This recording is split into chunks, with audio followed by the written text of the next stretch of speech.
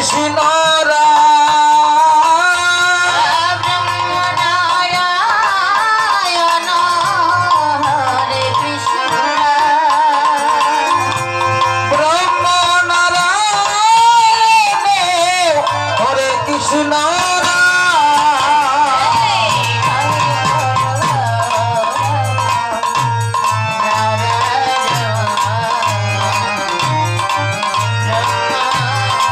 Narayana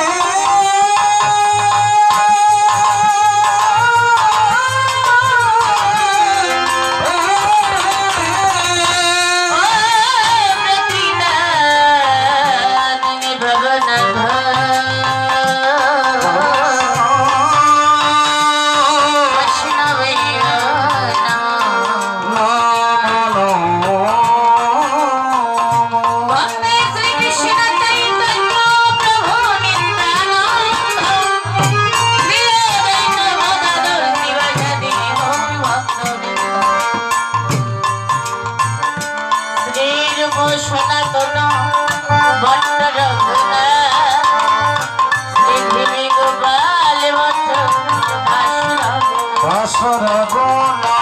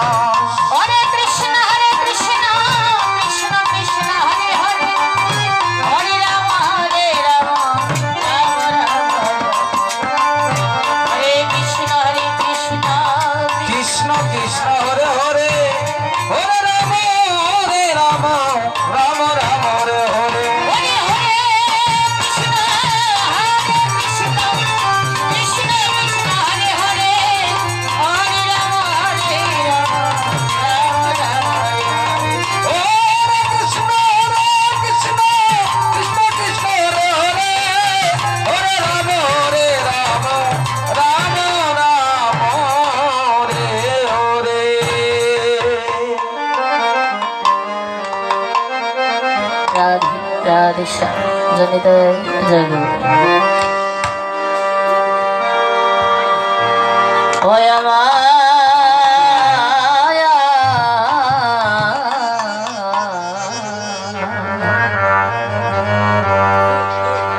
আমার দয়াল গুরু গো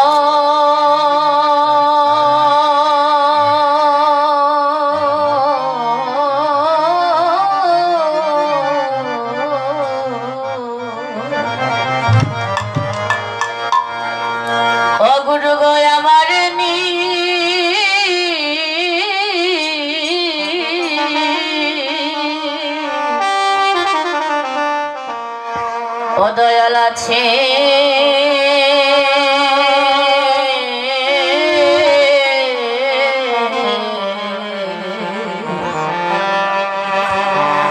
আছে তোমার মনে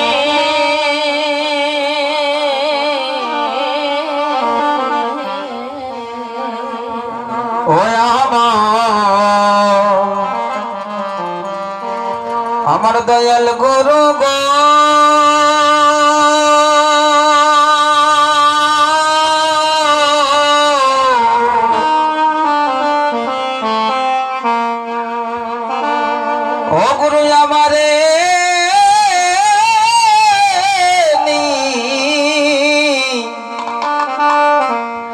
আছে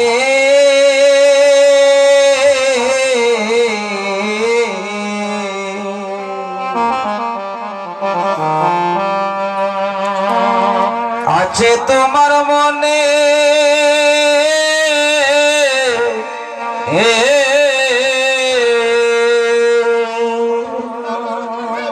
ওগো আমার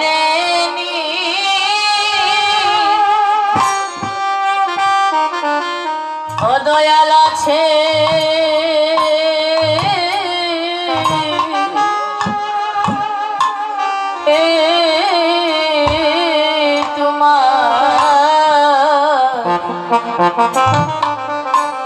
তোমার মনে গো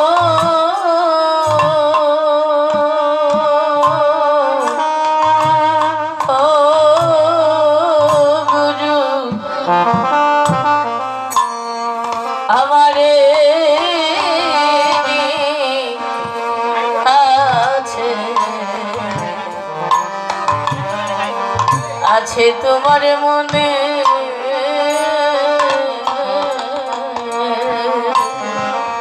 গুরু গো আমার নি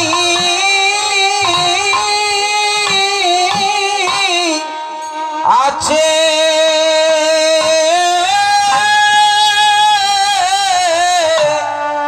এ তোমার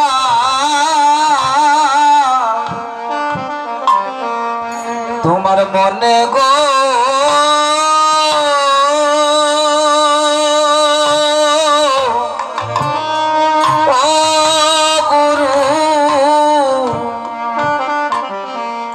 আমারে নি আছে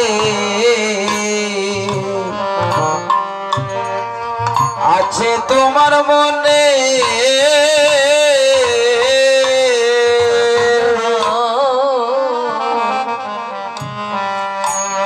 আমি বহু জন্মে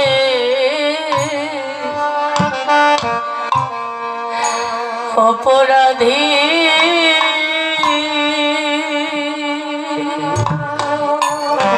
ওরে দয়াল আমি বহু জন্মে বড় অপরাধী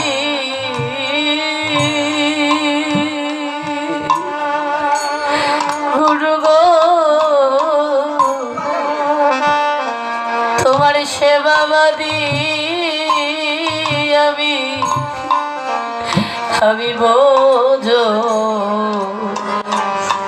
ভোজনবাদী গো গুরু গো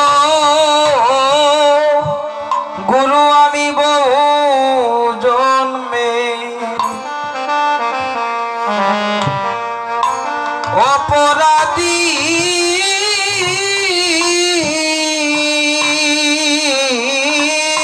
গুরু হে তোমার সেবাবাদী আমি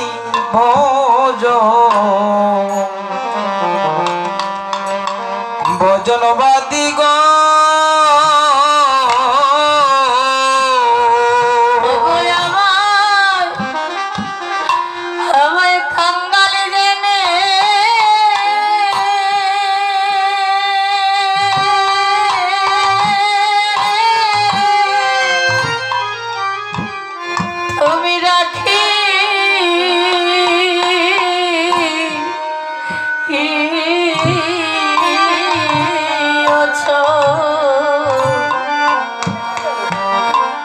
চরণে গো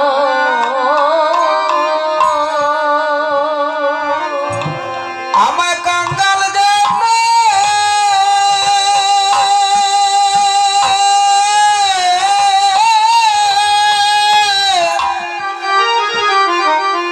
আমার কি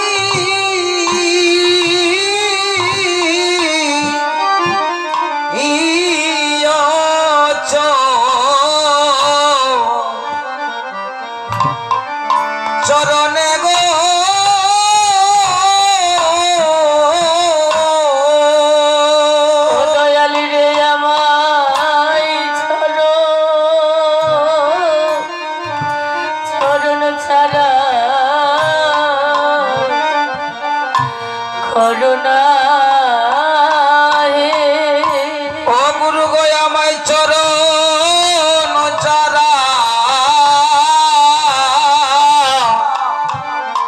আমায় করো না গো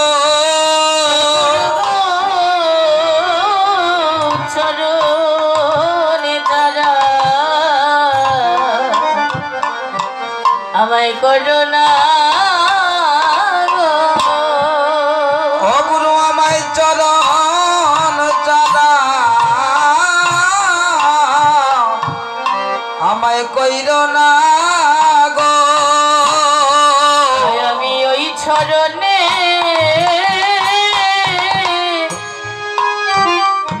বড়ই অপরাধী,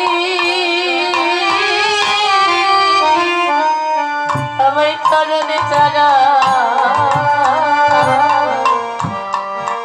করো না গো। ও গুরু আমি বহু জন্মে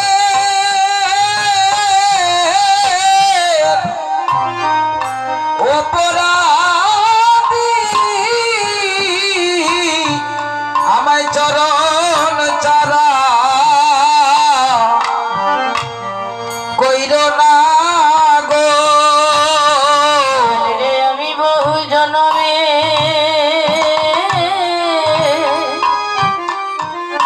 বড়ই অপরাধী, চরণে চারা করো না গো। ও গুরু আমি বহু জন্মে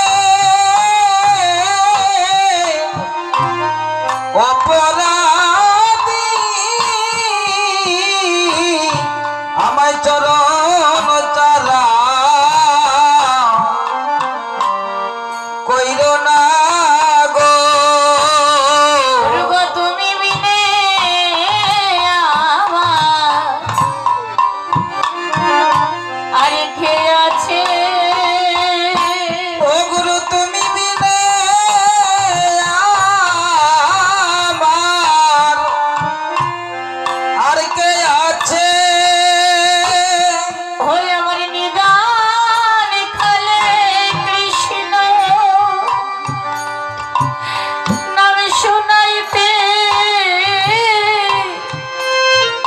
তুমি বিনে বন্ধ আর কে আছে? ওরে আমার নিদান কালে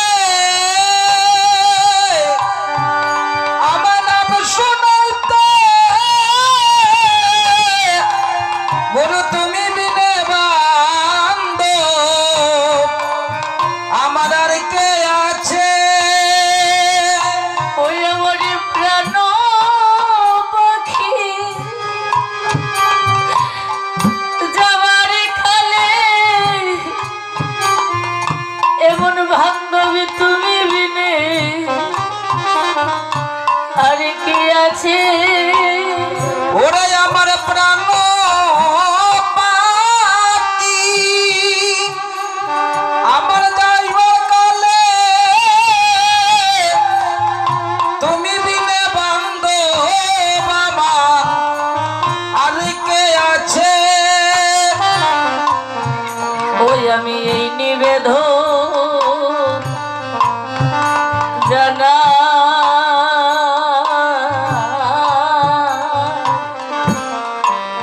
জানাই শ্রী চরণে গুরু গো গুরু আমি এই নিবেদন আমি জানা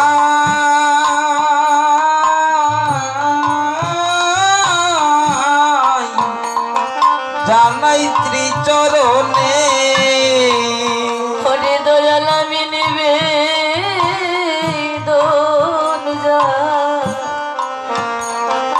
জানাইয়া রাখি। ও গুরু আমি নিবেদন আমি জানাইয়া রাখি। আমার মরণ কালে তুমি দিও না পাখি নিবেদনে যা নাইয়া আমার মরণ কালে তুমি দিও না পাকে আমি নিবেদন যা নাইয়া রাখি আমার দেহ তরি দিলাম বাসাইয়া আমার দেহ তরি দিলাম বাসাইয়া আমার দেহ তরি আমি দিলাম বাসাইয়া আমার দেহ তরি দিলাম বাসাইয়া দয়াল গুরু তোমার নাম শুনিয়া দেহ তরি দিলাম বাসাইয়া দয়াল গুরু তোমার নাম শুনিয়া দেহ তরি দিলাম বাসাইয়া বিদায় গুরু শ্রী গুরু বলিয়া দেহ তরি দিলাম বাসাইয়া ও আমি তো গুরু বলিয়া তোমারি দিলাম বাসাইয়া গুরু শ্রী গুরু বলিয়া হরি হরি বল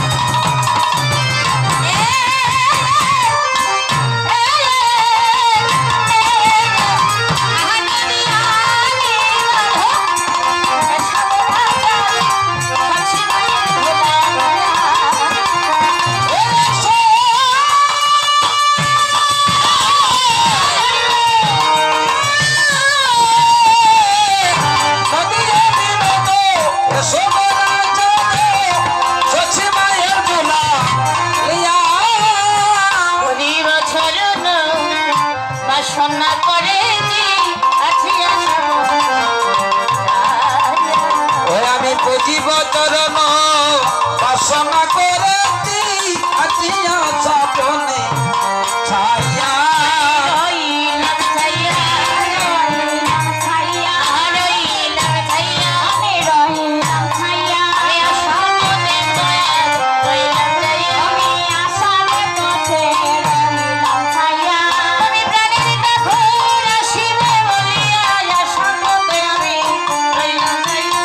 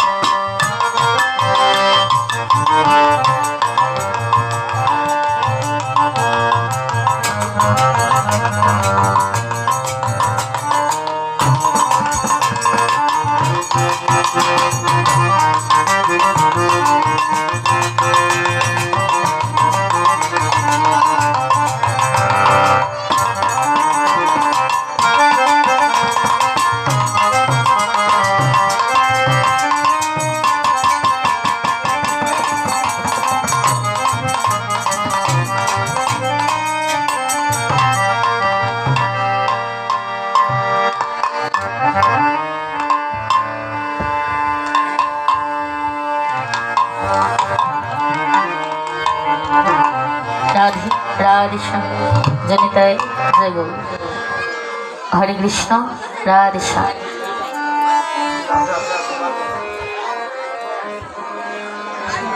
রাধে রাধে শ্যাম জনিতায় জয় গৌর। উপস্থিত সুদীগৌর ভক্তমণ্ডলীগণ, সাধুগুরু বৈষ্ণব মহন্তগণ, এখানে অনেক শ্রদ্ধেয় মাতৃমণ্ডলীগণেরও আগমন হয়েছে। তাই সবার প্রথমে আমি সকল সাধুগুরু বৈষ্ণবের সেবাদের মধ্যে জানাচ্ছি আমার ভক্তিপূর্ণ প্রণাম। আজ এই অষ্টকালীন হরিনাম মহাযজ্ঞ এত সুন্দর একটা যজ্ঞের আয়োজন করেছে। অনেক সাধুগুরু বৈষ্ণবের চরণ ধূলি ওই আঙ্গিনার মধ্যে পড়েছে। ভগবান বললেন কি, যেখানে হই সাধুগুরু বৈষ্ণব মহন্তগণের আগমন, ওই স্থানটাই হয়ে যায় মধুময় বৃন্দাবন। নিতাই গৌর হরি বল। যিনি এই যজ্ঞের আয়োজন করেছে উনি বড়ই ভাগ্যবান। কারণ ভগবানের কৃপা না হইলে, ভক্ত বৈষ্ণবের করুণা না হইলে এমন যজ্ঞের আয়োজন করা কারো পক্ষে সম্ভব হয় না। থাকতে পারে কোটি কোটি টাকা, কিন্তু টাকা থাকলেও এমন ভাগ্য কিন্তু সবার পক্ষে হয় না। কিন্তু আবার হয় কার মা, একজন ভিখারিরও এমন ভাগ্য হয়, তাই না মা? দেখবি কোনো ব্যক্তির টাকা পয়সা ধন সম্পত্তির অভাব নয়, কোনো কিছুরই অভাবে নেই, কিন্তু এমন একটি যজ্ঞ ওর ভাগ্যে হয় না আয়োজন করতে। একজন ভিখারি প্রতিটা দিন ভিক্ষা করি, উদর পূর্ণ করি, ভগবানের সেবা দেয়, কিন্তু সেই ভিখারিও নগরী নগরী ভিক্ষা করে এত সুন্দর একটা যজ্ঞের আয়োজন করে দেয়। বলে কি আছে মা তার কাছে? ভগবানই বললে, এই জগতের মধ্যে যদি কোনো ভক্তই আমাকে ডাকার মতো ডাকতে পারে, আরে যদি কোনো ভক্তই আমার চরণে মন চন্দন তুলসী নিবেদন করতে পারে, তাহলে এই জগতের মধ্যে তার কোনো ধনের অভাব হয় না। নিতাই গৌর হরি বল। তাই সবাকার শ্রীবাদ মধ্যে আমার জানাচ্ছি ভক্তিপূর্ণ প্রণাম।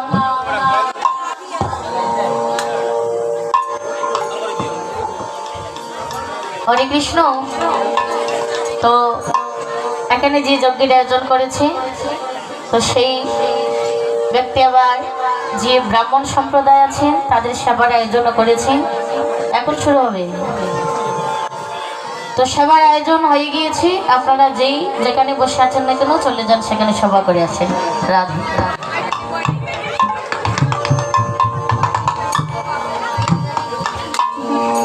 তো এবার ভক্তের চরণ ধুলি যেখানে পড়ে, স্থানটা মধুময় বৃন্দাবন হয়ে যায়, বৃন্দাবনে পরিণত হয়ে যায়, তাই না? ভগবানে বললেন, যেখানে হয় ভক্ত বৈষ্ণবীর আগমন, সেই স্থানের মধ্যে হয় ভক্ত ভগবানের মহামিলন। ভক্ত যেখানে নেই, সেখানে ভগবানও নেই। কেন নেই মা? এই কলির যুগের ভগবান হলো এমন একটা কাঙ্গাল, যেখানে ভক্ত দেখি, যেখানে বৈষ্ণব দেখি, দাইয়া চরণের মধ্যে গিয়ে লুঠি বলে কেন? যিনি তিনটা যুগ গিয়েছে, সত্যতেতা দাপর, তিন যুগে রাজা যিনি ছিল, যেই নাকি মা কলি যুগ আসলো, অগ্নিভাবে হয়ে গেল কাঙ্গা। যার ছিল রাজ সিংহাসন, যার ছিল রাজ পোশাক, এই কলি যুগে রাজ পোশাকও নেই, রাজ সিংহাসনও নেই। তার বাস কোথায়? দুলার মধ্যে পড়ে গোড়াগড়ি যায়। বলে কেন বাবা? দোলার মধ্যে দরুনি যদি না লুটা, ভক্তের চরণ ধুলি যদি অঙ্গে না মাখা যায়, মহাজন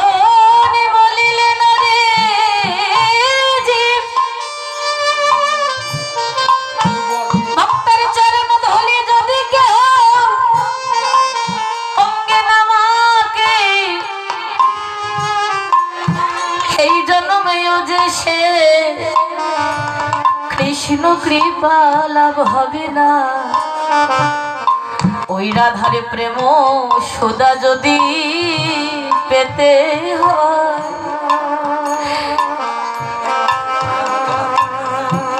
যদি কৃষ্ণ ভক্তি লাভী করিতে হয়,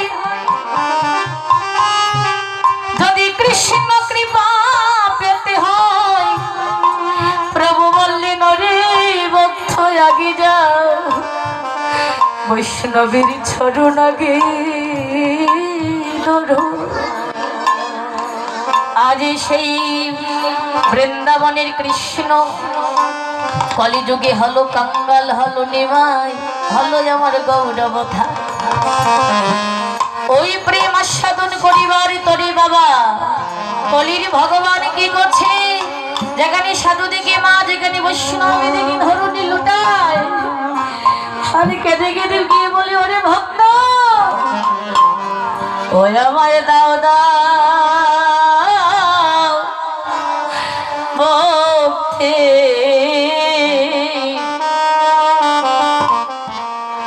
ভক্তের চরণে ধুলি ওই আমায় দাও দাও ভক্তে,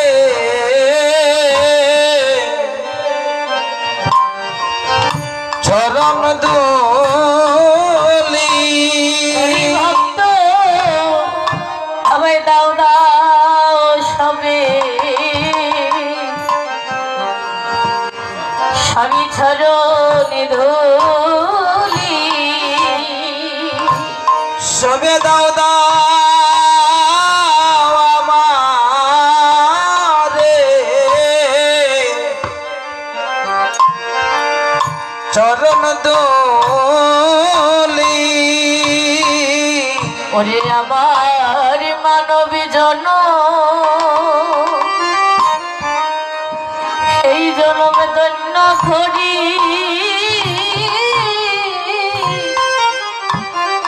একবারে দাও দাও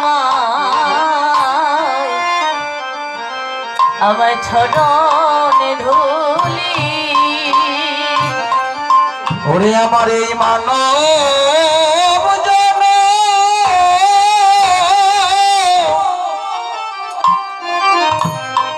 আমি ধন্য করি, দাও দাও সবে আমায় চরণ দুলি। আমার এই তাপিতি অঙ্গ আমি শীতল করি গো, আমায় দাও দাও সবে সবই চরণ ধুলি। ওরে আমার এই পাপিত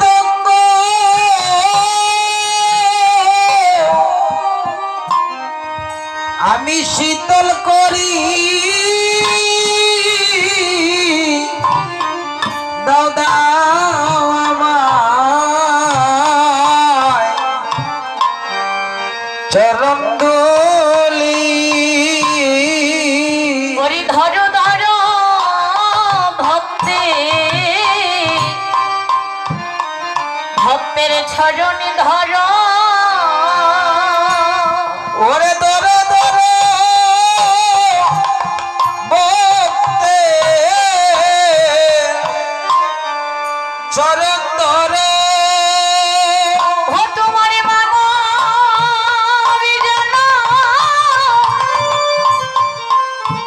এই জীবনে ধন্য করো, ধরো ধরো ভক্তে চরণে ধরো। ও তোমার মানব জন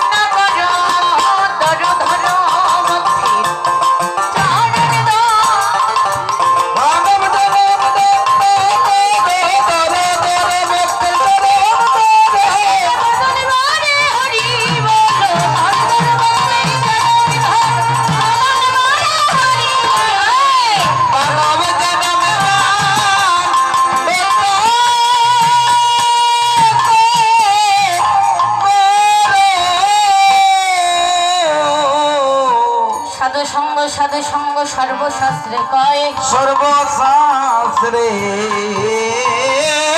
কয়ে আরে লাভ মাত্র সাধু সঙ্গে সর্বসিদ্ধি হয় সর্বসিদ্ধি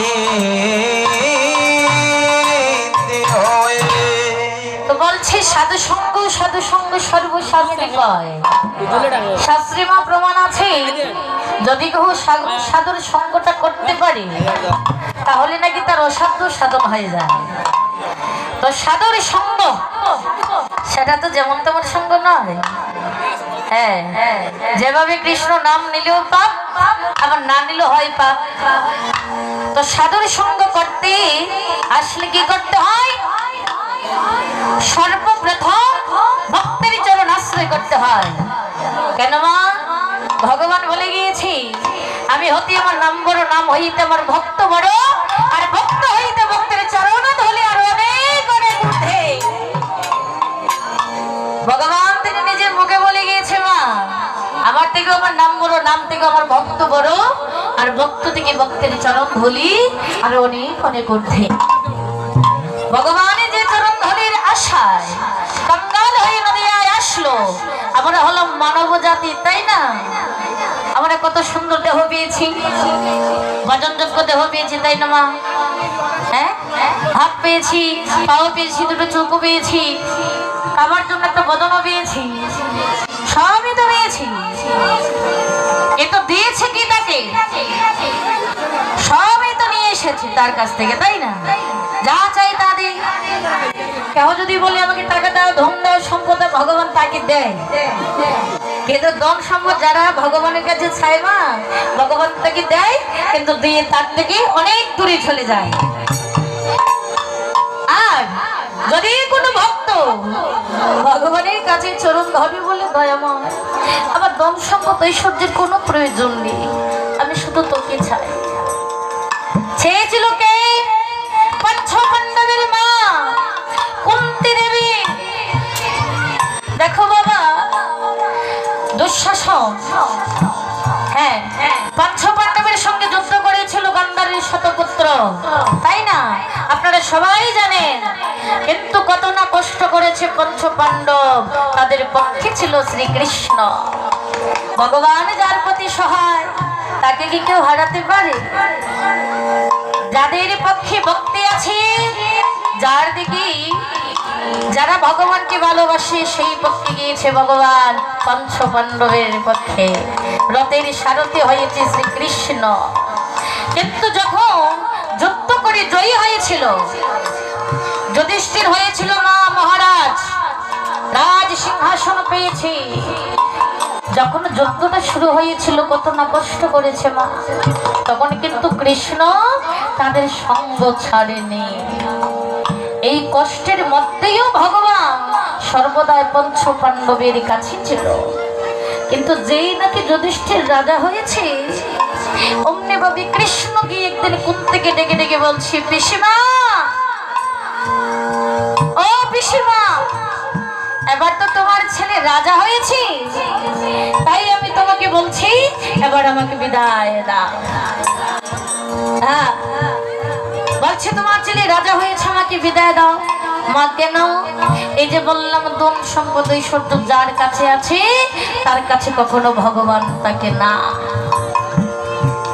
কুন্তি হলো বড় চতুর, এই জগতের মধ্যে যেজন কৃষ্ণ বোঝে সে বড় চতুর। হঠাৎ করে কুন্তি বলে, কৃষ্ণ প্রত্যেকটা দিন তুই আমার কাছ থেকে যাস, যাবার সময় বলে যাস পিসিমা আমি এবার আসি, আর আজ তুই যাবি বলছিস আমি তোকে বিদায় দেব।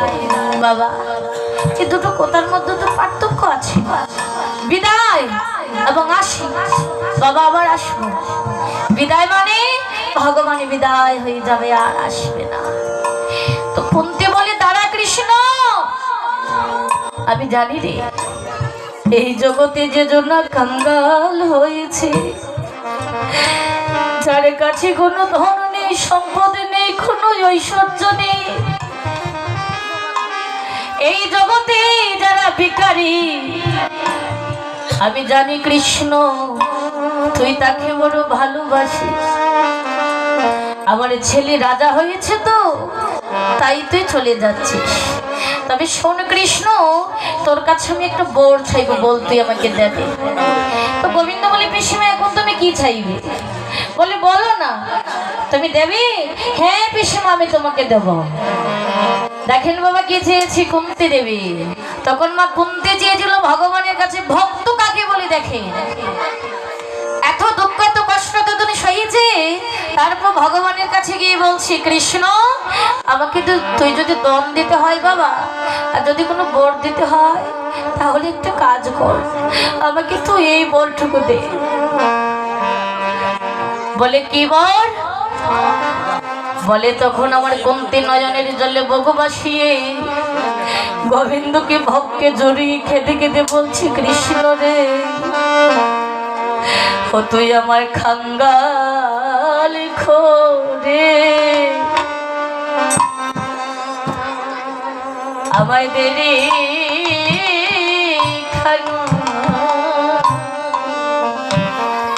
ওরে তুই কাঙ্গাল করে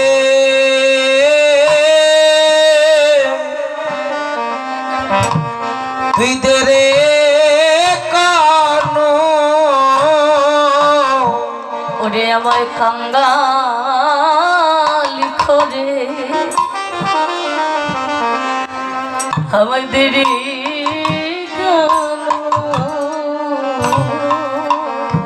ওরে আমায় কাঙ্গাল করে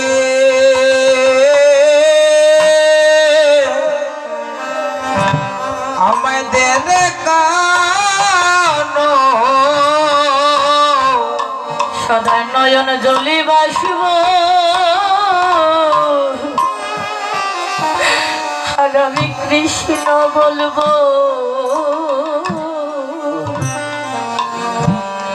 আমায় কাঙ্গালে করে করে দে রে কানো, সদাই নয়ন জলে ভাসব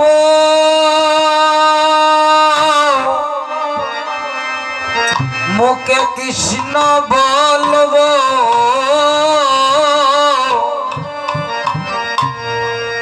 আমায় খাঙ্গাল করে দরে কানো, ও সদাই নয়ন জলি বাসিব কৃষ্ণ বলে খাদিব, আমায় খাঙ্গাল করে দে রে কানো, ওরে সদা নয়ন জলে ভাসব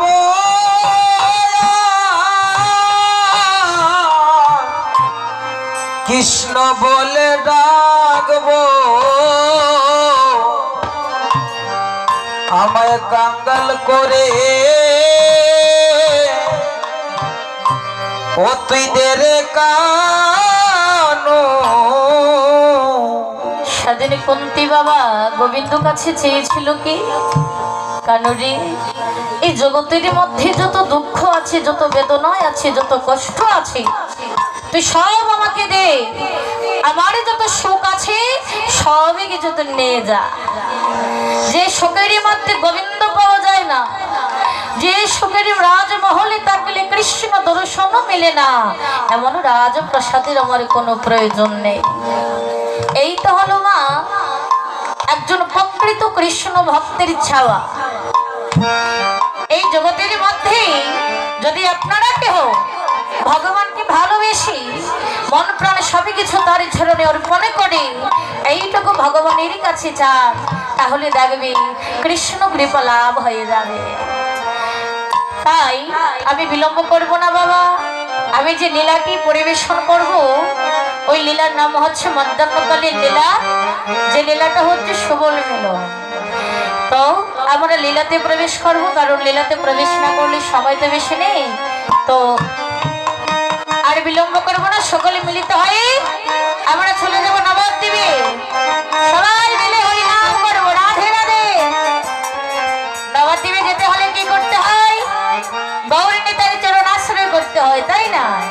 সবাই মিলে দুটো বাহু তুলে আমার গৌরাঙ্গ মহাপ্রভুর চরণে আত্মসমর্পণ করবো সবাই মিলে হাত ভালো করে তুলবেন মা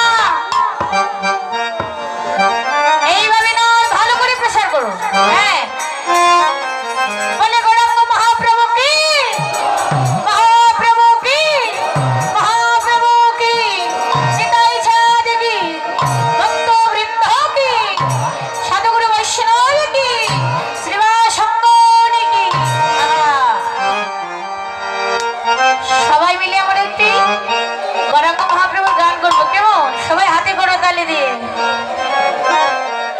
ওরে ওই আইলো দেখো কীর্তনের গৌররা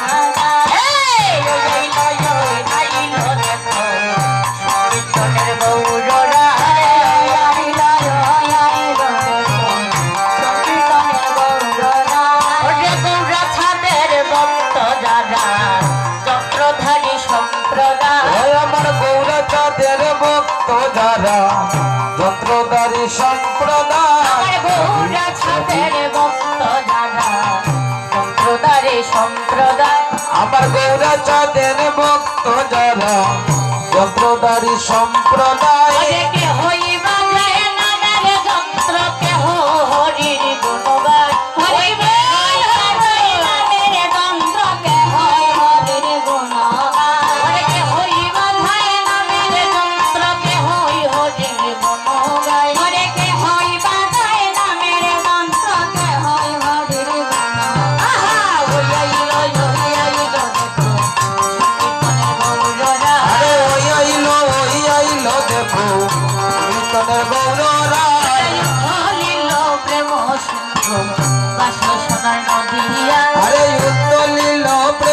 সিন্ধু ভাসলো সোনার নদিয়া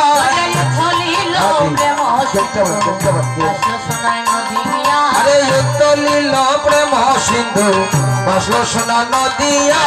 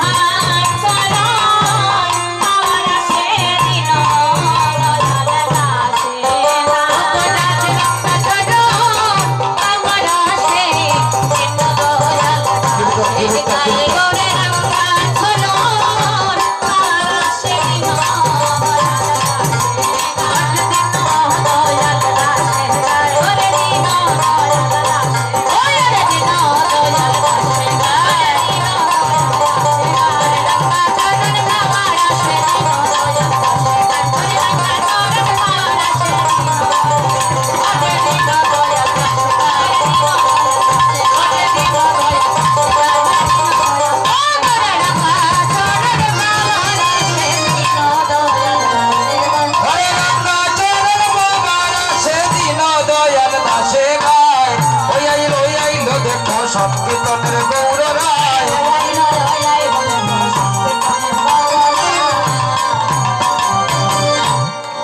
আমরা গৌরাঙ্গ মহাপ্রভু এসেছে বলে কোথায় নবদ্বীপ মাঝে শ্রীবাসের রামলীলা তো সেখানে কি করছি আজ ভক্তগণকে সঙ্গে করে নিয়ে মনের আনন্দে ভক্তগণ যখন মহাপ্রভু দর্শন করি তার জন্য আনন্দে আর ধরে না আজ সাধুগুরু বৈষ্ণবকে দর্শন করে তিনি পুরবীর ভাবে বিভোর হয়ে তিনি মনের আনন্দে যত বাহু তুলে হরিনাম করছে আর নৃত্য করছেন বলে দিয়েছে দস্যুতি ফুলের মালা তাই মহাজনা পদে গিয়েছে নাচে রে ঘোড়া হায় হায় রে নাচে রে গৌরাঙ্গ আমার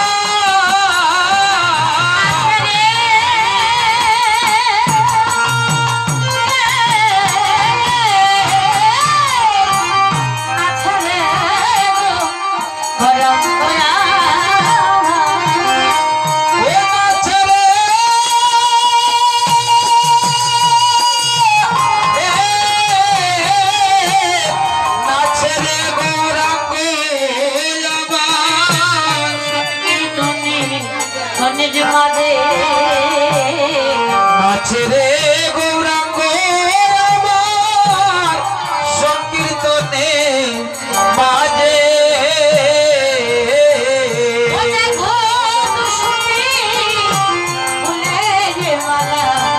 আমার গৌর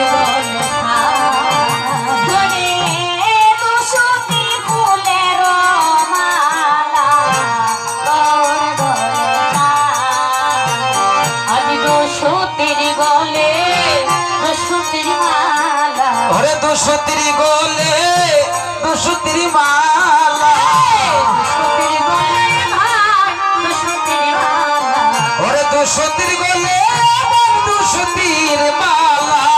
ওরে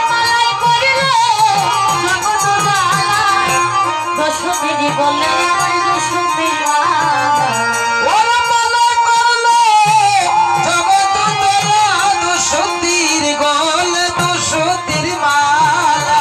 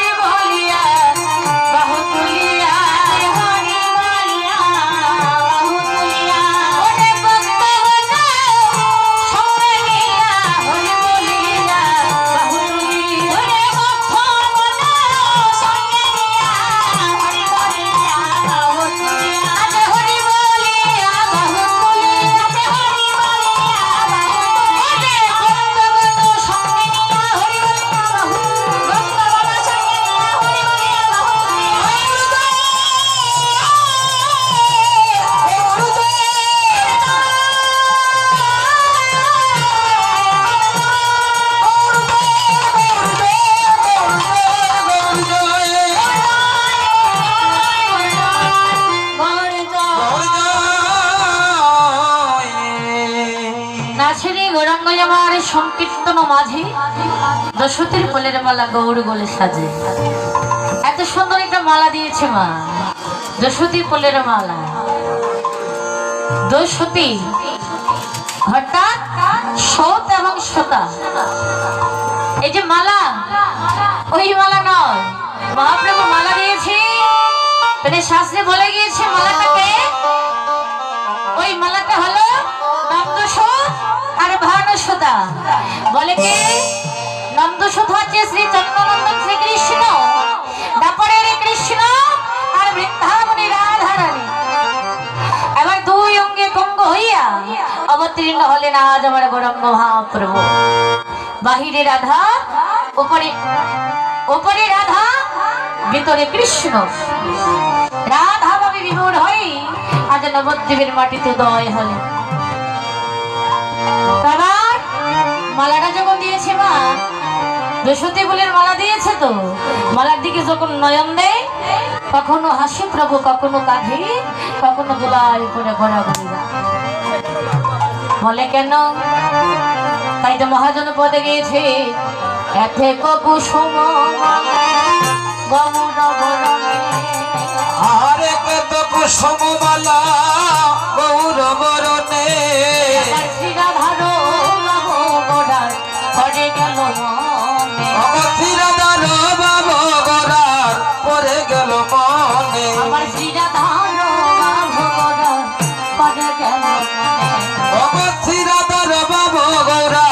পরে গেল মনে।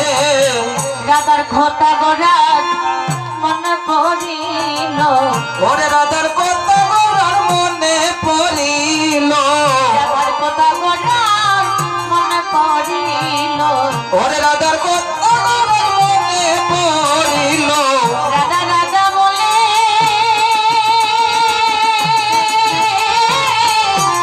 আকুল হইল, রাধার খোতা মনে পড়িল, ওরে রাধা বলে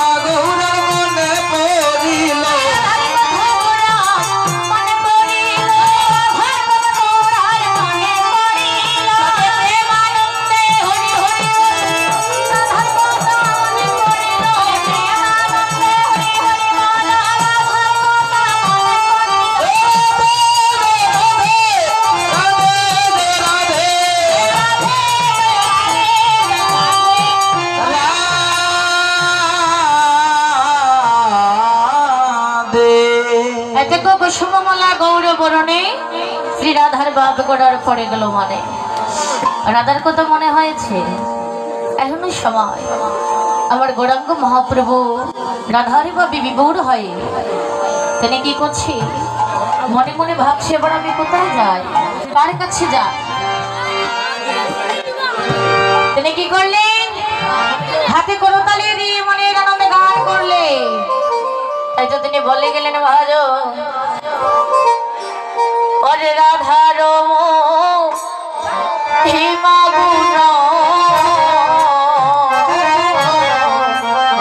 করিয়া কীর্ত ওরে রাধার মহিমা গুণ প্রভু আমার করিয়া কীর্ত ওরে রাধার হিমা গুণ ওরে গোরা করিয়া কীর্ত ওরে রাধার মহিমা গুণ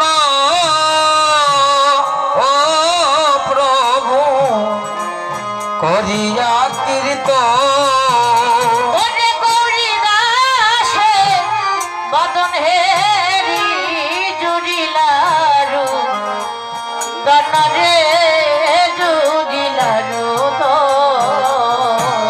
ওরে গরিদাসের বদনেরি জুড়িলারো দনগ প্রভু জুড়িলারো দো ওরে গৌরী দাসে বদন হেরি রাধি জুড়িলারু গণরে জুড়িলারু ধনে ওরে গরিদাসের বদনেরি জুড়িলারো দনগ প্রভু আমার জুড়িলা রুদো ওরে শোনো শোনো গৌরী দাসরে শোনো মোর কথা আরে শোনো শোনো গৌরীদাস রে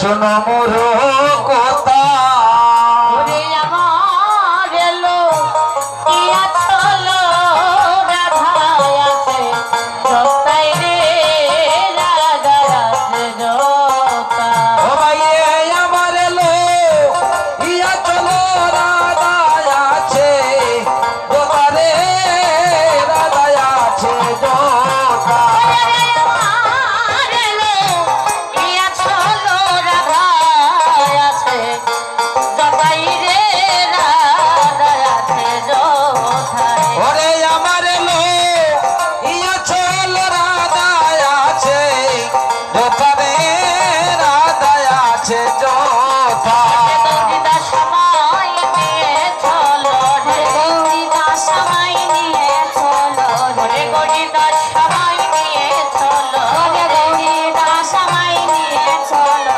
আমার প্রেম মহিরায় যথায় আছে গৌরীদা সময় নিয়ে চলো আমার প্রেম মহিরায় কেমন আছে গৌরীদা সময় নিয়ে চলো আমার প্রেম মহিরায় যথায় আছে গৌরীদা সময় নিয়ে চলো আমার প্রেম মহিরায় কোথায় আছে গৌরীদা সময় নিয়ে চলো রে হরি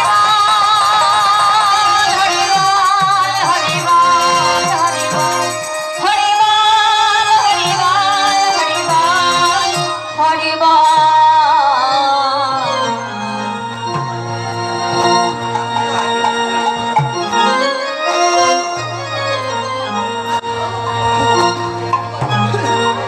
তো হরে কৃষ্ণ সুধীগৌর ভক্তমণ্ডলী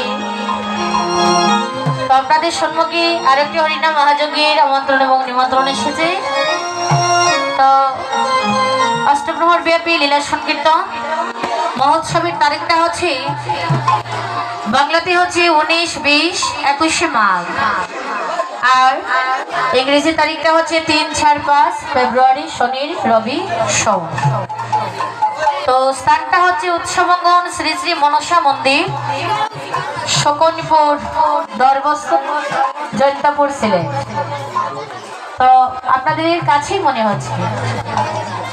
আচ্ছা, তো আপনারা যাবেন সেখানে, সকলে মিলিত হয়ে সাধুগুরু বৈষ্ণবের সঙ্গ করবে আর হরি নাম সংকীর্তন করে আমাদের এই মানব জনমটা ধন্য করবে। রাধে রাধে, সবাই মিলে যাবে। তো আমার গৌরাঙ্গ মহাপ্রভু রাধাভাবে বিভোর হয়েছে। তো দেখে যদি কোনো মনের মরম কথা থাকে তাহলে কিন্তু একজন মরমের কাছে বলতে হয়, তাই না? মনের কথাটা তো যার তার কাছে বলা যায় না। তো মহাপ্রভু যখন রাধার কথা মনে হয়েছে, তিনি মনে মনে ভাবছে কার কাছে যায়, ওই কথাটা তো সবার কাছে বলা যাবে না। তো খুঁজে বের করলেন কাকে? গৌরীদাস পণ্ডিত, যিনি হলো বৃন্দাবনের সুবল সখা। তো উনি হলো অন্তরঙ্গ একজন ভক্ত। তার কাছে গিয়ে বলছি, গৌরীদাস, হঠাৎ করে রাধার কথা স্মরণ হয়েছে, তুমি আর বিলম্ব করো না, শীঘ্র করে আমাকে নিয়ে চলো আমার রাধার কাছে। নবদ্বীপেও মাঝে তো বাবা রাধা পাওয়া যায় না, রাধা রানীকে পাওয়া যায়? তো গৌরীদাস মহাচিন্তায় পড়ে গেল। তো ডেকে ডেকে বললে, দয়াময়, এই যে তুমি নবদ্বীপ মাঝে রাধাভাবে বিভোর হয়েছ, এহেন সময় রাধা তুমি কোথায় পায়? হঠাৎ করে মনে মনে ভাবছি, তিনি মনে মনে কি ভাবছি যে না, রাধা রানীকে পাওয়ার জন্য যখন প্রভুর এমন অবস্থা হয়েছে, তবে আমাকেও দেখতে হবে রাধা রানী কোথায় আছে। কি করলেন? মহাপ্রভুর চরণে শরণাগত হয়ে মন প্রাণ সবকে সমর্পণ করে দিয়ে তিনি আজ একটি তথ্য বিচার করলেন। ওই তথ্যখানা বিচার করে দেখতে পায় ব্রজের শ্রীমতী রাধারানী মহাপ্রভুর অঙ্গেও আছে, আবার সঙ্গেও আছে। কথাটা যখন জানতে পারলেন, ডেকে ডেকে বলছে, দয়াময়, তুমি কেন রাধা রাধা বলে কাঁদছো প্রভু? একবার অন্তরে স্মরণ করে দেখো, একবার হৃদয়ে স্মরণ করে দেখো, রাধা তো তোমার থেকে দূরে নয়। তখন মহাপ্রভু বললেন, গৌরীদাস, আমি অন্তরে স্মরণ করে কি দেখবো? আমি যে এই দুটো নয়ন দিয়ে রাধারানীকে সাক্ষাৎ দর্শন করতে চাই। প্রভু, এই নবদ্বীপ মাঝে তবে রাধারানীকে কেমন ভাবে দর্শন করবে? উনি যে তোমার দেহ মাঝে। আহা গৌরী দাস বলে, প্রভু প্রভু গো, কেন আছা তা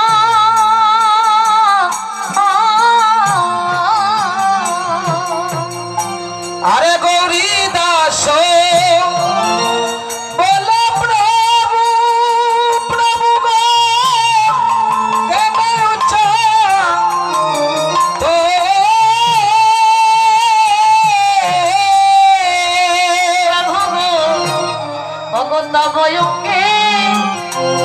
আছে রাধা, দয়াল তুমি করো ধরসা। অগত বয়ঙ্গে আছে রাধা, করো দর্শন। তোমার অঙ্গে রাধা, সঙ্গে রাধা। ও তোমার অঙ্গে রাধা, সঙ্গে রাধা। এই অঙ্গে রাধা, সঙ্গে রাধা। তোমার অঙ্গে রাধা, সঙ্গে রাধা। তুমি কেন ওই রাধা রাধা, অঙ্গে রাধা, সঙ্গে রাধা? ও তুমি কেন বলে রাধা রাধা, অঙ্গে রাধা, সঙ্গে রাধা। তুমি কেন বলো রাধা রাধা, অঙ্গে রাধা, সঙ্গে রাধা? কেন বলে রাধা রাধা, অঙ্গে রাধা, সঙ্গে রাধা। কেন বলো রাধা রাধা,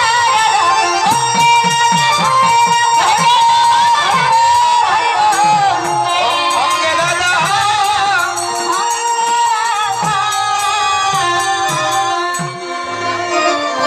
মহাপ্রভুকে ডেকে ডেকে বলছো, দয়াময়, এই অঙ্গে তো তুমি একা নয়, অপরি রাধা ভিতরে কৃষ্ণ, তুমি যে দুই অঙ্গে একক হয়ে এসেছ, তাহলে কেন তুমি রাধা বলে গেছো? এদিকে মহাজন পদকর্তা লীলার পাশ থেকে দাঁড়িয়ে যদুনাথ দাস ঠাকুর মহাপ্রভুর মতো রূপ অবস্থা দর্শন করে আজ দুটো নয়নের জলে বুকুবাসী কাছের বলছে, হে দয়াময়, বলে প্রভু তোমার এই কি লীলা প্রভু, তুমি যে দুই অঙ্গে একক হয়ে এসেছো, আজ রাধারানীকে তোমার হৃদয়ে রেখে আজ তুমি রাধা বলে নয়নবাড়ি পরিশোধ করছো। প্রভু এই যে এই রূপটা যে আমি দুটো নয়ন দ্বারা দর্শন করছি, এক জন্মে নয়, আমি যেন প্রতি জন্মে জন্মে তোমায় দেখতে পাই গো। ও প্রভু আমি জন্মে জন্মে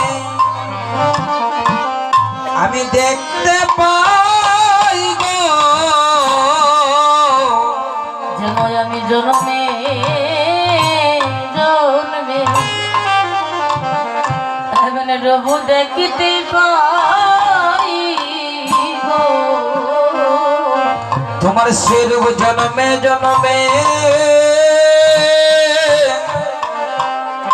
যেন দেখতে পাই গো। তুমি এই আশীর্বাদ করো আমায় গো, যেন প্রতি জন্মে তোমার চরণ আমি দেখিতে পাই গো। তুমি ওই আশীর্বাদ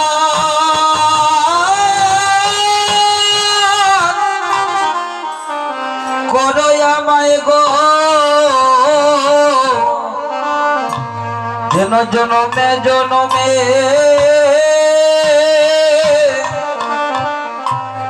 আমি দেখতে পাই গো।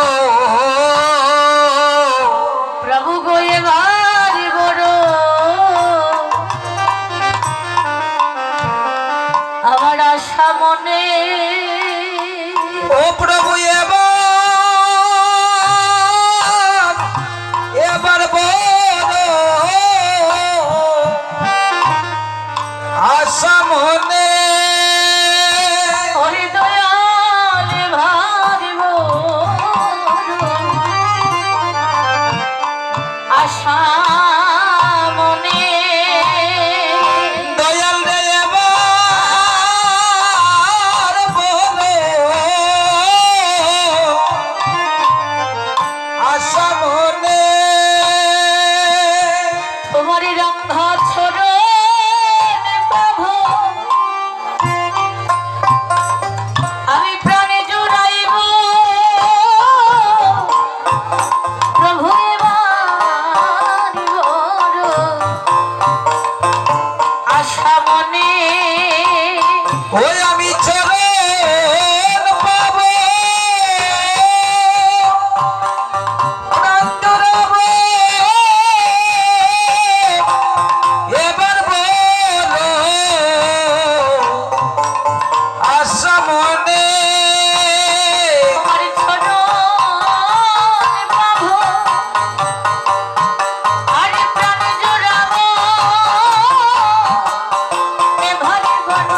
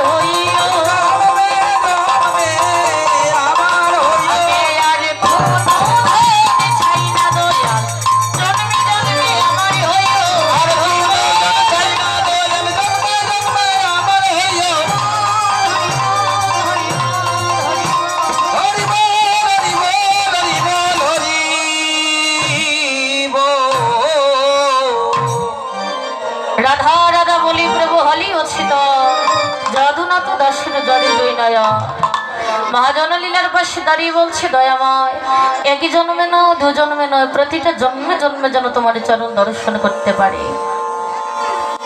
আজরে গরাঙ্গের মনে কি ভাব হইল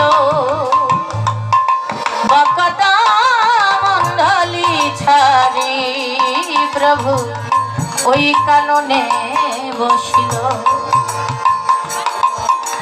আজ গৌরাঙ্গ মহাপ্রভু মা রাধা ভাবে বিভোর হয়ে কি করলেন জানে, নবদ্বীপের ভক্তগণকে সঙ্গছাড়া করে একটা দড়ি ছিল নির্বৃত্ত কানন, অর্থাৎ একটা ফুলের বাগান ছিল, সেখানে গিয়ে বসা আছে গৌরীদাস পণ্ডিত। উনি হলো অন্তরঙ্গ ভক্ত। তিনি মনে মনে ভাবছি মহাপ্রভু যদি নবদ্বীপ মাঝে থাকে তাহলে কিন্তু রাধারানীকে দর্শন করতে পারবে না। তো রাধারানীকে দর্শন করতে হলে কোথায় যেতে হবে মা? বৃন্দাবনে যেতে হবে, তাই তো? তো বৃন্দাবনে যেতে হবে। তো ডেকে ডেকে বলছে দয়াময় এই কারণে বসে থাকলে রাধা পাবে না, যদি রাধাকে পেতে হয় এই নবদ্বীপে ছেড়ে দিয়ে চলে আমরা বৃন্দাবনে চলে যায়। আমরা সকলে মিলিত হয়ে বৃন্দাবনে যাব। বৃন্দাবনে যাবার আগে কিন্তু একটা কাজ আছে, ওই কাজটা কি? হ্যাঁ, সকলেরই দেহ মন প্রাণ সবই কিছু রাধার যুগল চরণ অর্পণ করতে হবে। এই যে বললাম না, সাধুর সঙ্গ কিঞ্চিত মাত্র সাধুর সঙ্গে সর্বসিদ্ধি লাভ হয়ে যায়।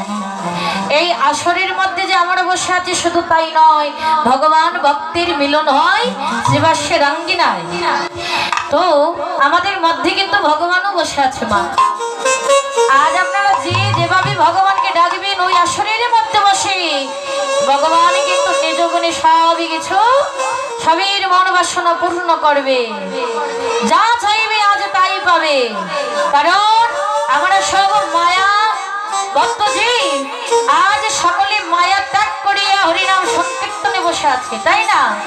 এই ক্ষেত্রে সময় এই যে ভক্ত মাঝে বসে আছি, এই যতটুকু সময় আমরা বসে থাকবো ততটুকু সময় আমরা ভগবানের নিকট বাস করব। কারণ এখান থেকে যখন চলে যাবে ঘরের মধ্যে গেলেই, ঘরের মধ্যে যখন প্রবেশ করবি তখন দেখবে মায়ায় সব কিছু গেরিয়ে যাচ্ছে, ভগবানের কথা মনে থাকবে না। এখান থেকে চলে গেলেই শেষ। স্ত্রী পুত্র সন্তান ওদেরকে দেখে ভগবানকে ভুলে যাবে, এটাই হলো আমাদের কলিজীবীর স্বভাব, তাই না? ভগবান বললে আমার জন্য তোরা সন্ন্যাস হতে হবে না, বোর বাড়ি ছাড়তে হবে না, গড়ে তার সংসার কর। তোর সন্তানকে যেভাবে ভালোবাসিস এমন ভাবে যদি কেউ ভগবানকে ভালোবাসতে পারে, যদি কেউ মনে মনে ভাবে আমার দুটো সন্তান আছে, আমার ঘরে আরেকটা গোপাল, ও আমার আরেকটা সন্তান। মা মাটির প্রতিমাকেও যদি সন্তান মনে করে ভালোবাসে, ওই মাটির প্রতিমা একবার আপনাকে মা বলে ডাকতে বাধ্য। কেন বলে? ভক্তই আমার মাতা পিতা, ভক্তই আমার গুরু, আর ভক্তই আমার নাম রেখেছে বাঞ্ছা গলে পতরু। যেভাবে ভক্ত ডাকি স্বাভাবিক ভগবানের সারা দেয়। যদি কেহ পুত্ররূপে ভালোবাসে তাকেও সে ভগবান মায়ের মতো ভালোবাসবে, তাই না? তাই আমরা সকলে মিলিত হয়ে এই আসরের মধ্যে বসে আছি। আমাদের এই দেহ মন প্রাণ সবই কিছু কিঞ্চিত সময়ের জন্য রাধারানী জীবন করে দেব। বলে সবাই মিলে যেন বাহুতিলে রাধারানী জয়ধ্বনি দেব। রাধে রাধে রাধে। সবাই মিলে এই যে মাঝে মধ্যে নেই ঘৃণা লজ্জা ভয় তিনটাকে দিয়ে কৃষ্ণ ভজন নাই হয়। যাহার হাত আছে তাহারা হাত তুলবেন, যাদের নেই তোলা লাগবে না। হ্যাঁ, আচ্ছা সবাই মিলে বলো রাধা রানী কি। আচ্ছা এইভাবে কেন মা? হ্যাঁ, একটা হাত তুলেছেন কেউ, আবার এইভাবে কেউ। আপনারা জানেন পঞ্চ পাণ্ডবের স্ত্রী যার নাম ছিল দ্রৌপদী, একটা হাত তুলে ভগবানকে ডেকেছিল কিন্তু কৃপা হয়। আমরা তো হলাম সামান্য কলিজী, যে ভগবানের পরম ভক্ত, যাকে সখী বলে সম্বোধন করে দ্রৌপদী, ওই দ্রৌপদী কিঞ্চিত মাত্র ভুল করেছিল, একটা হাত তুলে ডেকেছিল। কখন ডেকেছিল?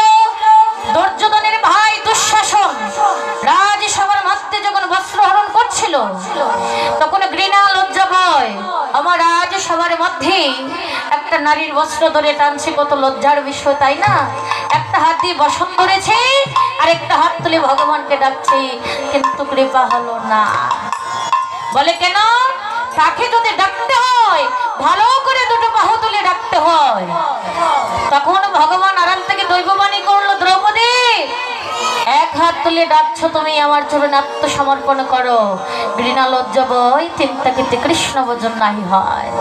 আমার চরণে যারা শরণ নেই সবই কিছু ছেড়ে দিতে হবে, আমার কাছে সব অর্পণ করতে হবে। তখন বাবা সাথে সাথে বস্ত্রকণা ছেড়ে দিয়ে দুটো বাহু তুলে যখন বিপদভঞ্জন মধুসূদনকে ডাকতে লাগলো, তখন সেই বিপদভঞ্জন মধুসূদন রাজসভার মধ্যে দ্রৌপদীকে লজ্জার হাত থেকে মুক্ত করেছিল। ওমা তাকে ডাকার মতো ডাকতে হবে। বদন দিয়েছে, দেহটাই হলো কৃষ্ণ ভজনেরই দেহ। এমন দেহ পাইয়া যদি কেহ আমার গোবিন্দ চরণে মন প্রাণ অর্পণ করে না, মা আজ না হোক কাল তো বিদায় হতে হবে তাই না? কেহ কি থাকবো আমরা এই জগতে? থাকবেন আপনারা? যেতে হবে তো। যাবেন কোথায় যাবেন? হ্যাঁ, আগে ভাবতে হবে না কোথায় ছিলাম, কোথায় এসেছি, কোথায় বা যাবো, কে আমি, কি আমার পরিচয়। হ্যাঁ, আগে তো সেটা জানতে হবে, নিজেকে নিজে প্রশ্ন করতে হবে, নিজেকে চিনতে হবে। নিজেকে যদি না চিনেন তাহলে বৈতরণী সে ভাব নদী পাড়ি দেবেন কি করে? এই জগতের মধ্যে টাকা পয়সা আছে, ধন সম্পদ আছে, সবই থাকবে, কিন্তু যখন তোমার অন্তিম কাল আসবে, তোমার দেহের পাখি যখন যাবার সময় আসবে, ওই পাখিটা যদি চলে যাবে সঙ্গে তোমার কেউ যাবে না। টাকা পয়সা বাড়ি গাড়ি সবই কিছু থাকবে পড়ে, এর মধ্য থেকে সবে ছাড়িয়া চিরদিনের মতো বিদায় নিতে হবে। কোথায় যাবে? ওই টাকা নিয়ে কি যেতে পারবে? যখন আপনি যাবেন সব কিছু ছেড়ে দিয়ে পয়সা লোকে যাবে, সেদিন টাকা পয়সা কিছু যাবে না। সেদিন কি যাবে? সেদিন নামে যাবে আর এই দেহের প্রাণে যা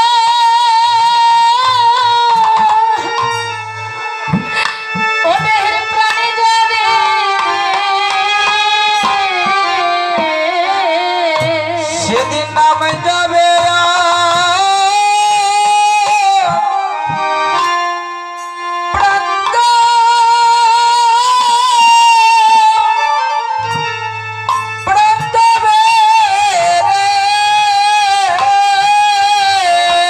এই সংসার থেকে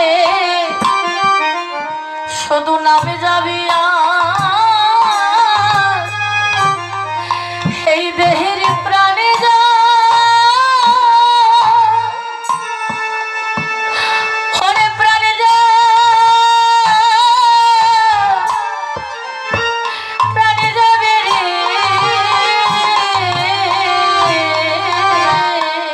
ওরে শুধু নাম যাবে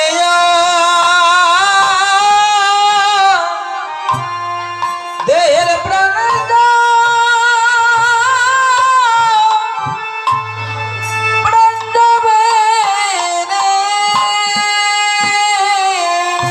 সবাই একা একা,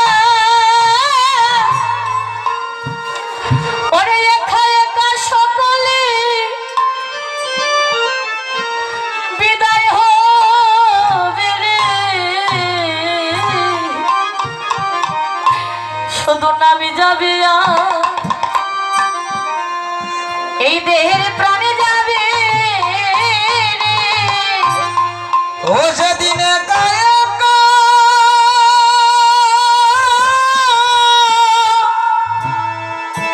তুমি বিদায় হবে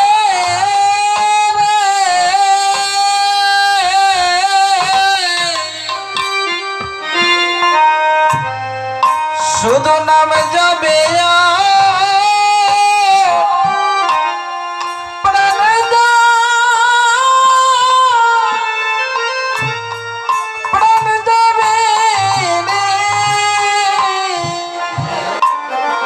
সেদিন সবে একা একা একা যেতে হবে সেদিন একা একা যেতে হবে তোমার সঙ্গের সাথে ভবে কেউ না হবে একা একা যেতে হবে সঙ্গের সাথী তোমার কেউ না হবে সেদিন একা একা তুমি যেতে হবে সেদিন আর কেউ রাখিতে তোমার আর পারবে না রে সেদিন কেউ রাখিতে পারবে না রে ও যেদিন আমরা রে গোনার দিন ওরে পুরাইয়া যাবে সংসারে কেউ রাখিতে আর পারবে না রে যেদিন আমার গোনার দিন পুরাইয়া যাবে কেউ রাখিতে আর পারবে না রে তুমি সেদিন একবার আমায় দিও দেখা ও গোবিন্দ সেদিন এসে আমায় দিও গো দেখা যেদিন আমি বলবো পরে আমি থাকবো একা তুমি সেদিন এসে আমায় দিও যেদিন আমি বব পারে থাকবো একা সেদিন সেদিন আমায় দিও গো দেখা যেদিন আমি সবাই ছেড়ে বিদায় হইব একা সেদিন এসে একবার আমায় দিও দিও দেখা যেদিন সব চারিয়া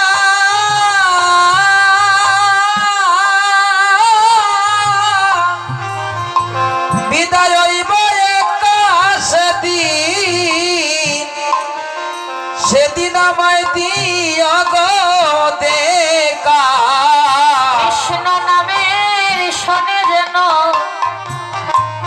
আমার প্রাণে চলে যায় গোবিন্দ নাম লইয়া যেন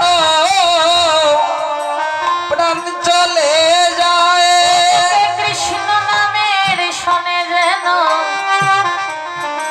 এই প্রাণ চলে যায় কৃষ্ণ নামের শোনে যেন প্রাণ চলে যায় ওই আমি আর কোনো ছাই না রে দয়া কৃষ্ণ বলে যেন প্রাণে চলে যায় আমি আর কোনো চাই না রে দয়াল, নাম লইয়া যেন প্রাণ চলে যায় আমার মানব জীবন ধন্য হইবে সেদিন মানব জীবন ধন্য হবে। সেদিন মানব জন ধন্য হবে সেদিন মানব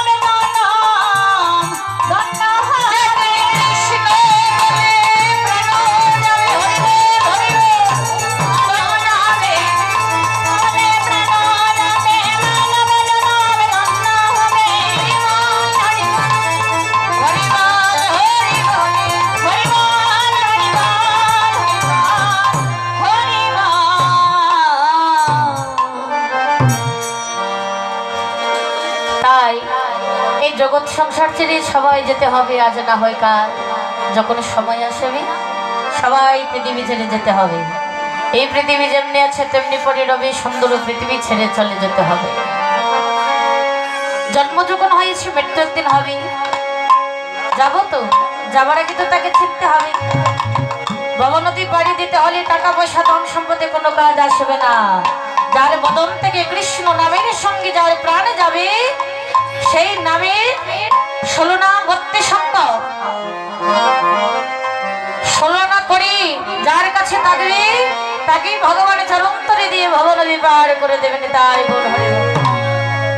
তাই আমরা সকলে মিলিত হয়ে বৃন্দাবনে যাব। যাবার আগে সকলে মিলিত হয়ে রাধা নাম বদনে নিয়ে রাধাগুলো বলে কীর্তন করে করে আমরা বৃন্দাবন লীলা আস্বাদন করবো।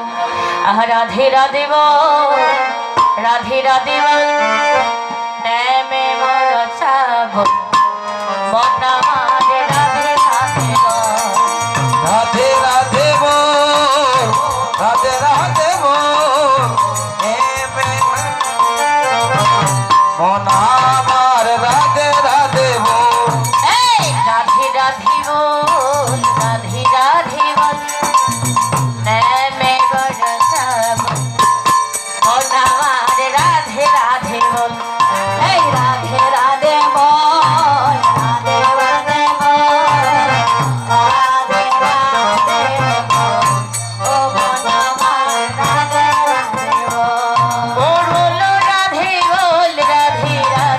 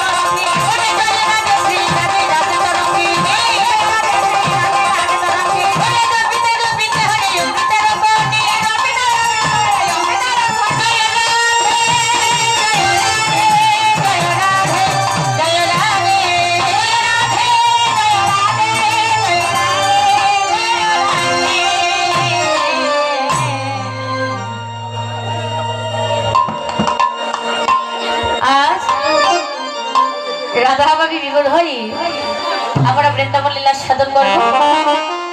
একদিন মদমা আসছিলাম বৃন্দাবনে, তো বৃন্দাবন মাঝি দ্বাদশ রাগাল নবলক্ষ দেন সবকিছু সঙ্গে করে নিয়ে গোবিন্দ বলে গিয়েছিলেন। আর মধ্যাহ্নকালীন সময় ভগবান কৃষ্ণ কি করলেন, রাকালগণের মধ্যে সবার মধ্যে বড়কে রাধে রাধে, সব রাকালগণের মধ্যে বড়কে, হ্যাঁ আপনারা জানেন নাম কি তার? কৃষ্ণ না বলরাম? বলরাম। সবার মধ্যে বড় হচ্ছে দাদা বলরাম। কানু এবং কৃষ্ণ এবং বলরাম দুই ভাই মিলিত হইয়া আজ বৃন্দাবন মাঝে খেলা শুরু করলে। তিনি খেললেন আর বললেন, ও খেলে রাম রাম খানাইয়া, আরে ও খেলে রাম রাম রাম খানাইয়া, খেলে রাম রাম রাম খানাইয়া, ও খেলে রাম রাম রাম খানাই, ও শীতল তরুয়া ছায়ায় খেলে দুঠিবা, ও শীতল তরুয়া ছায়ায় খেলে দুটি ভাই, শীতল তরুয়া ছায়ায় খেলে দুঠিবা, ও শীতল তরুয়া ছায়ায় খেলে দুঠিবা, ও খেলে রাম রাম রাম খানাইয়া। দেখো খেলে রে রাম রাম রাম খানাই, রামে কানু দুই ভাই দুই দিকে গেলা, যারো যারো তলোয়ার বাছিয়া নিলা, আরে রাম খানাই দুই ভাই দুই দিকে গেলা, যারো যত গেলুয়ার বাছিয়া নিলা, ওরে রামে কানাই দুই ভাই দুদিকে গেলা, যারো যত তলোয়ার বাছিয়া নিলা, রাম খানাই দুই ভাই দুই দিকে গেলা, গেলে রে যারো যত গেলুয়ার বাছিয়া নিলা, ওরে যারো যত তলোয়ার বাছিয়া নিলা, ওরে যারো যত গেলুয়ার বাছিয়া নিলা, যারো যত তলোয়ার বাছিয়া নিলা, ওরে যারো যত গেলুয়ার বাছিয়া নিলা, রাম রাম খানাইয়া। দেখো খেলে রে রাম রাম রাম খানাইয়া, তো রাম আর কেন বৃন্দাবন মাঝে খেলা করছে বাবা। কৃষ্ণ আর বলরাম সঙ্গের কেউ নেই, যত রাগাগণ ছিল অনেক দূরে চলে গিয়েছে গোদন চলানোর জন্য। এহেন সময় গোবিন্দ গিয়ে বলে, ও দাদা, আর যখন দু ভাই খেলা শুরু করেছি তবে একটা কাজ কর, আয় খেলতে যখন এসেছি তুমি ভালো করে খেলাটা করি। তো বলরাম বলছে, কেন তুমি কি খেলা খেলবি? বলে, তুই দাদা জানিস এত সুন্দর একটা খেলা খেলি। সুন্দর খেলা, তবে খেলার নাম কি? বলে, দাদা ওই খেলার নামটা হচ্ছে হাতি ঘোড়ার খেলা। অনেক বাল্যকালে খেলেছিলাম, একজনের কাঁধে আর একজন চড়বো। বাহ! বলরাম বলছে, ভা এত সুন্দর খেলার নাম বলছিস কেন? তবে ঠিক আছে, খেলাটা শুরু কর। এখনো সময় গোবিন্দ বলছে, দাদা রে, এখানে তো শুধু তুই আর আমি। তো রামকান্ত দু ভাই দুদিকে গেলা, যার যত লোয়ার বাছিয়া নিলাম। তো দুই ভাইয়ের মধ্যে দুটো দল হয়েছে, এক দলের প্রধান কৃষ্ণ আর একটা দলের প্রধান দাদা বলরাম, দুটো পক্কা হয়েছে। এখানে সময় কৃষ্ণ গিয়ে বলে, দাদা একটা কাজ কর। বলে, কি কাজ? বলে, শোন, আমাদের সঙ্গে তো অনেক রাখাল এসেছে, তো চল না ভাই আমরা সকলকে মিলিত করে একসঙ্গে সবাই মিলে খেলা করি। বলরাম বলল, সুন্দর কথা বলেছিস। বলে, কেন? তবে হ্যাঁ, তবে আমি তোকে বাধা দেবো না, আর যখন বলছিস কেন তো সবাইকে সঙ্গে করে নিয়ে আয়। তো এদিকে কি করছি, গোবিন্দ আবারও বলছি, বলে শোন দাদা, কেন সত্য দুটো দল হয়েছে তোর আমার মধ্যে, তাই না? দুই ভাইয়ের মধ্যে দুটো দল হয়েছে। দেখ, একটা দল জয়ী হবে আর আরেকটা দল হেরে যাবে, তাই তো? তবে একটা কথা শোন, যে দলটা জয়ী হবে ওই জয়ী দলের জন্য ছোট্ট একটা পণ রাখবো। বলরাম বললো কিসের পণ? গোবিন্দ গিয়ে বললো, দাদা জানিস কিসের পণ? তবে শোন, তোকে বলছি, আজু করকে লাথে রে ভাই, যে দোলোহা রিবে, আজু করকে লাতে রে ভাই,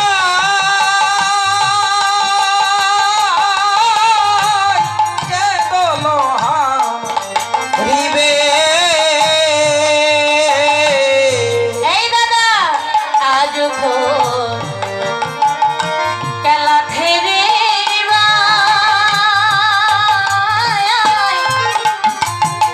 ওটে দাদা, যে দোলো হারিবে, আজু করকে লাতে রে ভাই,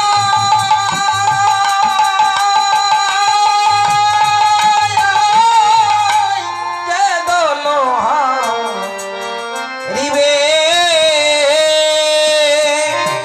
ওরে বংশী বটে, ওই বংশী বটে তলে নিয়া রাখিয়া আসিবে,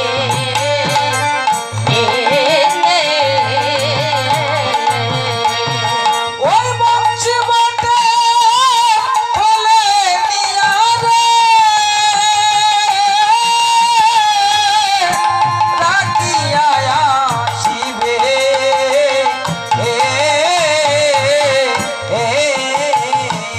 ওই বংশী বটে বটে দাদা রে, ওরে দাদা রে, বংশী বটের তলে নিয়া রাখিয়া আসিবে,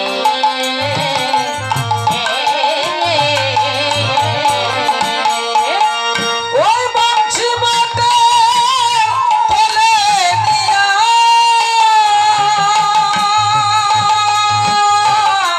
রাখিয়া আসিবে।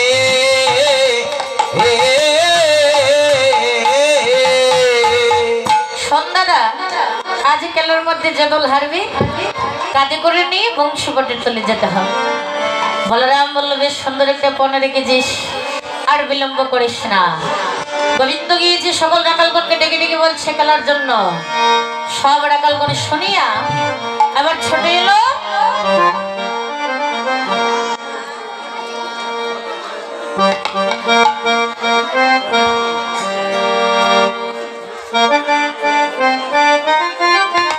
হরে কৃষ্ণ। তাই এবার আর একটি নিমন্ত্রণ করছে ওই অষ্টকালীন হরিনাম মহাযজ্ঞে। তো মহোৎসবের তারিখটা হচ্ছে 26, 27, 28 জানুয়ারি।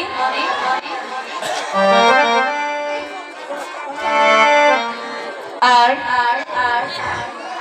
12, 13, 14 মাঘ, বাংলাতে 12, 13, 14 মাঘ। তো সেখানে হরিনাম সংকীর্তন হবে। রোজ হচ্ছে শুক্রবার, শনি, রবি। আর উৎসব অঙ্কনটি হচ্ছে অনিল মালাকার, নকুলচন্দ্র দাস। তো অনিল মালাকারের বাড়িতে নিজেবাড়ি রাজবাড়ি, খেলার মাঠ, জয়ন্তাপুর সিলেট। তো সেখানে হরিনাম সংকীর্তন হবে। আপনারা সকলে মিলিত হয়ে যাবে, ভক্তের পদরেণু নিয়ে এই মানব জন্ম ধন্য করবে। নেতা আইগল হরিবল, সবাই মিলে যাবে। ভগবান কৃষ্ণকে ডেকে ডেকে বলছি সখাগণকে। তো সখাগণের মধ্যে 3 জন সখা এসেছিল, বলে কে? শ্রীদাম, সুদাম আর শোভন। শ্রীদাম আর সুদাম এসেছে খেলার জন্য। তখন এসে দেখে দুটো ভাইয়ের মধ্যে দুটো পক্ষ হয়েছে। একদিকে দাঁড়িয়েছে বলরাম, আরেক দিকে দাঁড়িয়েছে কৃষ্ণ। তো শ্রীদাম আর সুদাম যখন সব রহস্যটুকু জেনেছে যে যে দল জয়ী হবে যে দল হেরে যাবে কাঁধে করে নিয়ে জয়ী দল বংশীবাড়ির তলে যেতে হবে। হ্যাঁ, খেলাটা বড় বিপজ্জনক। তো শ্রীদাম আর সুদাম একজন আরেকজনকে বলছে, দেখ আর যদি বৃন্দাবনে খেলতে হয় এমন একটা পক্ষে যেতে হবে যে পক্ষে গেলে কখনো হেরে যাওয়া যায় না, তাই না? তো কার পক্ষে গেলে হেরে যাওয়া যায় না? ওরা দুজন সকা একজন আরেকজনকে বলছে, শোন আমরা বলরামের পক্ষে না গিয়ে আমরা কৃষ্ণ পক্ষে যাব, কারণ অন্তর্যামী কৃষ্ণ কখনো হারবে না। আরে সবল আমার গোবিন্দের মরম সকা যখন শুনতে পেল গোবিন্দ পনরে গেছি, তখন সবল আমার মনে মনে ভাবছে, অরে কেন আজ আমি খেলতে যাব, তবে তোর পক্ষে নয়। আজ আমি যাব দাদা বলারই পক্ষে। আমি জানি দাদা বলরাম হেরে যাবি, তুই জয়ী হবে। আরে যদি আমি হেরে যাই মনের কোনো দুঃখ নাই। বলে কেন? বলে তোর মতো যদি এমন এক ভাইকে,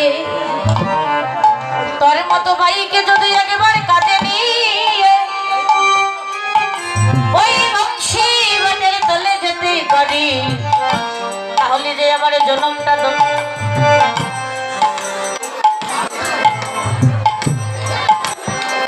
বলে দেয়, তোর মতো ভাইকে যদি কাজে নিয়ে যায় জন্মটা ধন্য হয়ে যাবে। শ্রীদাম সুদাম আজি কানারি দিকে গেলা, শ্রীদাম সুদাম আজি কানারি দিকে গেলা। এই শ্রীদাম সুদাম আজি কানারি দিকে গেলা, শ্রীদাম সুদাম আজি কানারি দিকে গেলা। সুবল বলাই রদিকে নাচিতে লাগিলা, ওরে সুবল বলাই রদিকে নাচিতে লাগিলা। সুবল বলাই রদিকে নাচিতে লাগিলা, ওরে সুবল বলাই রদিকে নাচিতে লাগিলা। হরি বলিয়া বাহু তুলিয়া, হরি বলিয়া বাহু তুলিয়া, হরি বলিয়া বাহু তুলিয়া, হরি বলিয়া বাহু তুলিয়া। বলি মনানন্দে হরি বলিয়া বাহু তুলিয়া, আরে প্রেমানন্দে বিপুরাইয়া হরি বলিয়া বাহু তুলিয়া। সঙ্গে গেলবে বলে নাচি হরি বলি বাহু তুলিয়া, ওরে কানার সোনে গেলবে বলে হরি বলিয়া বাহু তুলিয়া। হরি বলিয়া বাহু তুলিয়া, হরি বলিয়া বাহু তুলিয়া, হরি বলিয়া বাহু তুলিয়া, হরি বলিয়া বাহু তুলিয়া। আনন্দে হরি হরি, হরি বলিয়া বাহু তুলিয়া, প্রেমানন্দে বিভোর হইয়া হরি বলিয়া বাহু তুলিয়া। রাধে রাধে রাধে জয় রাধে। আরে ভাইরা আপনারা একটু সামনে চলে আসেন, অনেক জায়গা গালি পড়ে আছে মধ্যে। আসেন, চলে আসেন সামনে। এবার দুটো পক্ষ হয়েছে খেলার জন্য। সবল গিয়েছে কৃষ্ণ পক্ষে, শ্রীদাম সুদাম গিয়েছে। সবল গিয়েছে বলারি পক্ষে, শ্রীদাম সুদাম গিয়েছে কৃষ্ণ পক্ষে। আজ দুটো দল একত্রিত হইয়া একজনের কাজে আরেকজন চলছে সক্ষ প্রেমী বিভোর হইয়া। হাতে বুড়া হই রাখালে রাখালে, রে কে হয় আতি গোরা হয়ে রাকালে রাকালে ভয়ে। হাতে বুড়া হই রাখালে রাখালে, আরে কে হয় আতি গোরা হয়ে রাকালে রাকালে ভয়ে। এইভাবে খেলায় আর মেলাবো, এইভাবে গেলায় আর পিলাগো, এইভাবে খেলায় আর মেলাবো। এইভাবে খেলায় আর পিলাগো। আজি হারুয়া কানাই হারিয়া গেল, অব হারুয়া কানাই হারিয়া গেল। হারুয়া কানাই আজ হারিয়া গেল। অব হারুয়া কানাই হেরে গেল। রাধারে বাবে বিভুর হলো, হারুয়া কানাই হারিয়া গেল। অব রাধার বাবে বিবুরাইল হারুয়া কানাই হেরে গেল। রাধারে বাবে বিভুর হলো, হারুয়া কানাই হারিয়া গেল। অব রাধার বাবে বিবুরাইল হারুয়া কানাই হারিয়া গেল। হারুয়া কানাই হারিয়া গেল, হারুয়া কানাই হারিয়া গেল, হারুয়া কানাই হারিয়া গেল, হারুয়া কানাই হারিয়া গেল। রে রাধা বাবে বিভুর হলো, হারুয়া কানাই হারিয়া গেল। রাধার বাবে বিভুর হলো, হারুয়া কানাই হারিয়া গেল। এই রাধার বাবে বিভুর হলো, হারুয়া কানাই হারিয়া গেল। ওরে রাধার বাবে বিবুরাইল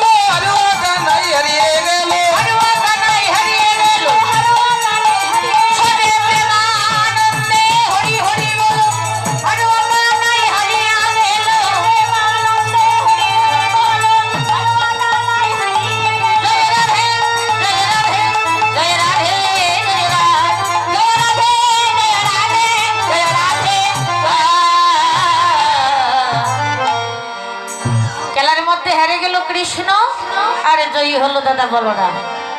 খেলাটা উল্টো হয়ে গেল না? কারণ জয়ী হওয়ার কথাটা ছিল কৃষ্ণ, আর দাদা বলরাম হেরে যাওয়ার কথা ছিল, কিন্তু জয়ী হলো কে? বলরাম, হেরে গেল কৃষ্ণ। কেন? যখন খেলাটা শুরু হয়েছিল তখন কৃষ্ণ মনে মনে ভেবেছিল যে আমার দাদা আজ প্রতিযোগিতায় নেমেছে, তাই তো দুটো দল একত্রিত হয়েছে, আমি দল নিয়ে খেলা করছি। আর প্রত্যেকটা দিন যখন আমি দাদার সঙ্গে খেলি দাদা হেরে যায় আর আমি জয়ী হই। তো আজও যদি দাদাটা আমার হেরে যায়, আমি জয়ী হয়ে যাই দাদার লজ্জায়, আর কোনোদিন আমার সঙ্গে খেলতে আসবে না। শুধু এই কথাটাও নয়, একজনের কাঁধে আরেকজন চড়ছে। এদিকে সবল গিয়েছে, দৌড়ে গিয়েছে, কার করে বলছে, বলে কেন? এই কেন? বলে কি হয়েছে? আমি তো যখন বাবা বদনটা তুলে সবলের বদনের দিকে নয়ন দিয়েছি, ওই বদনটা দর্শন করে কি হলো মা? বৃন্দাবনে রাধা রানীর বদন আর সবলের বর্ণ, রাধার বর্ণ ছিল এক। তাই সবলের বদন দর্শন করে বৃন্দাবনে রাধার কথা স্মরণ হয়ে গিয়েছে। তখন আর গোবিন্দ খেলা করতে পারলেন না, হারে গেল কৃষ্ণ, জয়ী হলো দাদা। কৃষ্ণ পক্ষে কে কে গিয়েছিল? শ্রীদাম আর সুদাম, তাই তো মা? ওরা গিয়েছিল কেন? জয়ী হবে বলে, কিন্তু হলো না। শ্রীদাম গিয়ে বলে কেন? বল বল, খেলার মধ্যে হেরে গিয়েছিস কেন? বড় আশা করে তোর পক্ষে এসেছিলাম, কিন্তু কৃষ্ণ পক্ষে যারা যায় শেষ মুহূর্তে শুধু কাঁদিতেই হয়, নয়নের জল তার সার হয়, তাই না? সেটা আমার কথাটা কিন্তু সত্য কথা বলেছে। এই জগতে ভগবান যাকে, ভগবানকে যারা ভালোবাসে ওদের জীবনে শোক হয় না। কৃষ্ণ ভক্তের শোক নেই, সারাটা জনম কাঁদিতে হয়, আর না কাঁদলে ভগবানকে পাওয়া যায় না। ভগবানকে পেতে হলে তার নাম ধরে কাঁদতে হবে। তো শ্রীদাম সুদাম বলছে, দেখ আমি আশা করে এসেছি তুই হেরে গেলি, আর যদি কোনোদিনে বৃন্দাবনে খেলা করি তবে জানিস আমি কি করব? আমরা কৃষ্ণ পক্ষে আরে যাব না। ওরে আমরা কৃষ্ণ পক্ষে আর যাব না, আমরা কৃষ্ণ পক্ষে আরে যাব না। ওরে আমরা কৃষ্ণ পক্ষে আর যাব না। ওরে কৃষ্ণ পক্ষ বড় বড় অন্ধকার, কৃষ্ণ পক্ষে আর যাব না। ওরে কৃষ্ণ পক্ষ বড় গুরুত্বকার, কৃষ্ণ পক্ষে আর যাব না। বলে রে কানাই তুই কেন হারিলে? ও তুই বল রে কানাই কেন হারিলে? তুই বল বল কানাই পরে কি হইল রে? তুই বল রে কানাই ভাই তোর কি হইল রে? তুই কেন গেলাই হারিয়ে গেলে রে? বল রে কানাই কি হইল রে? ও তুই কেন বা গেলাই হেরে গেলে রে? বল রে কানাই কি হইল রে? রাম গিয়ে বলছে কেন? বল তোর কি হয়েছে, বল কেন খেলা হেরে গিয়েছিস? মনের মরম কথাটা তো সবার কাছে বলা যায় না বাবা, শ্রীদাম সুদামের কাছে বলা যাবে না। বলে কেন? মরমী ছাড়া মরমও জানে না। মরমীকে যার নাম হলো সবল। সবল যখন হেরে গিয়েছে বলরামের পক্ষে গিয়ে সেখানে গিয়ে সে নয়নের ধারা বক্ষ ভেসে যাচ্ছে। বলে কেন মা? এটাই তার দুঃখ, আমি কেন হেরে গেলাম না, আমি কেন জয়ী হলাম? কারণ আমার মনে বাসনা ছিল কারণেই আমি বংশীবটের তলে যাব। এদিকে বলরাম গিয়ে বলছে কেন? তুমি পণ রেখেছিলে, কথা দিয়েছিলে, হেরে গেলে কাঁধে করে নিয়ে বংশীবটের তলে যাবে। সেদাম আজ বলরাম কাঁধে করে নিয়ে বংশীবটের দিকে যাচ্ছে। গোবিন্দ আমার অঙ্গের বসনাটিয়া গুছিয়া আজ বাদিয়া সবালের কাছে গিয়ে বলে, সবল আয় আমার কাঁধে আয়, তোকে সঙ্গে করে নিয়ে বংশীবটে তুলে যাব। ওই কথাটা যখন বলেছে বাবা, জোর জোর করে সবলের নয়নের জল যাচ্ছে। তো গোবিন্দ সব সইতে পারে, ভক্তের নয়নের জল দেখলে সইতে পারে না। গোবিন্দ বলে, এই সবল তুই কাঁদছিস কেন? আমি তো তোকে কাঁধে নিয়ে যাব বলে এসেছি। সবল বলেছিল, কেন রে? আমার মনে বড় আশা ছিল তোকে নিয়ে যাব। এই জগতের মধ্যে যদি বাবা ভক্তের মতো ভক্ত হওয়া যায়, ভগবান ভক্তির বোঝা নিজ বাড়ি নিজ অঙ্গে ধারণ করে সারাটা জনম হয়ে যায়, তখন সেই রকমের ছিল সবল। এই সবল কিন্তু যেমন তেমন ভক্ত নয়, জেনেছিল ত্রেতা যুগের বিভীষণের পুত্র তরুণী। ভক্তের মতো ভক্ত হলে ভগবানের সঙ্গ ছাড়া করে না, সেটাই প্রমাণ। রাক্ষস কুলে জন্ম হয়েছিল যার, রাম ভক্ত বিভীষণ এমনই ভক্ত ছিল, নিজের গর্ভের সন্তান ছেলেটা দিনের জন্য রামের চরণ অর্পণ করেছিল। এই জগতে এমন কোনো মা নেই, বাবা নেই যে নিজের সন্তানকে ভগবানের চরণে অর্পণ করবে। ছিল বিভীষণ 5 বৎসরের বালককে সারাটা জনমের মতো রামের চরণে অর্পণ করেছিল। 5 বৎসরের শিশুকে যখন দিয়েছিল, তখন রামপ্রভু কথা দিয়েছিল বিভীষণ, যে পুত্র আমার চরণে নিবেদন করেছ, আমি তোমাকে কথা দিয়ে যাচ্ছি, আমি যুগে যুগে যতবার অবতীর্ণ হইব ততবার তোমার পুত্রকে আমার সঙ্গে করে নিয়ে যাবো। তাই বোধ হরিব। বিভীষণের পুত্র তরণী, তারপরে হলো সবল, কলিতে হলো গৌরীদাস পণ্ডে। ভগবান কখনো কোনোদিন ভক্তকে সঙ্গ ছাড়া করে না। তাই তো ওই সবল দাঁড়িয়ে কাছে, আর এদিকে কি হয়েছে, কৃষ্ণ গিয়ে বলছে, সবলে রে আয় আমার কাঁধে আয়, দুটো হাত পেতে নিয়েছে। সবল ইয়া কাঁধে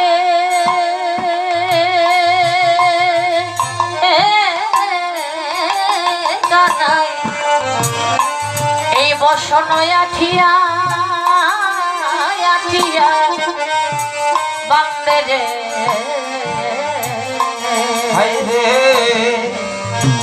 ওই সুবল রে লইয়াছে কানাইয়ে আমার বসনয়া গাইয়া আঠিয়া বাদে রে পরে বংশী বটে তলে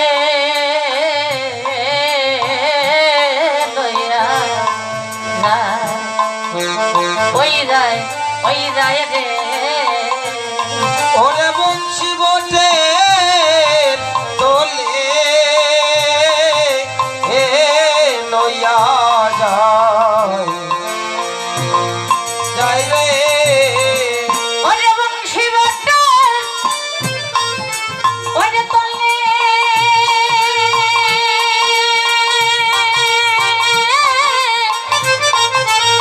তলে লইয়া যায়।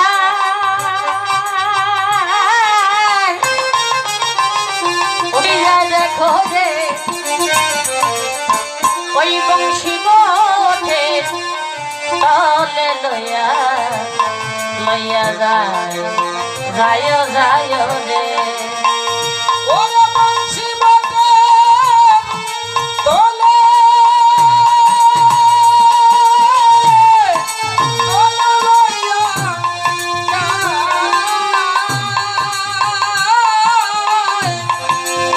কাঁধে করি গো, এই বংশী বটে তোলে লইয়া যায় ওরে যাই রে কানাই সবল লইয়া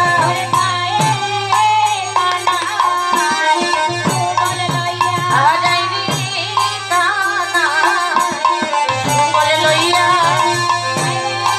কানাই সবল লইয়া প্রেমানন্দে বিমূল হইয়া